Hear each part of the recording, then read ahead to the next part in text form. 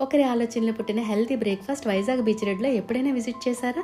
అదేనండి వాసన్పల్లి. ఒక విషయం చెప్పాలి మీకు, కొన్ని కారణాలు మనకు మంచి మార్గం చూపించడంతో పాటు చాలా మందికి ఆదర్శంగా నిలుస్తూ ఆరోగ్యం వైపు నడిపిస్తూ ఉంటాయి కదా. ఈ వాసన్పల్లి పుట్టింది కూడా అలానే. మరి మిల్లెట్స్ తో హెల్తీ బ్రేక్ఫాస్ట్ ఎలానో తెలుసా? రాగులు కొర్రలతో ఇడ్లీలు, దోశలు. ఇడ్లీకి నేచురల్ గా అడవుల్లో దొరికే అడ్డాకులు వాడతారు. అలానే దోశలకు గానుగ నూనె లేదా నెయ్యి. ఒకటా రెండా? అక్కడ నేను చూసిన ప్రతిదీ నాకు నచ్చటమే కాదు, వాళ్ళతో మాట్లాడినప్పుడు చాలా ఇన్స్పైర్ కూడా అయ్యాను.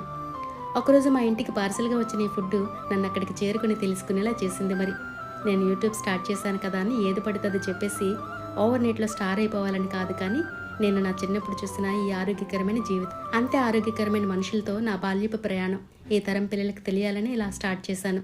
అది మరలా ఇక్కడ చూశాను కూడా.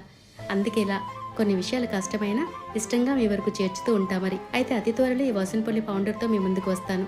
దీని వెనుక స్టోరీ అతని మాటల్లోనే వినేద్దాం మరి.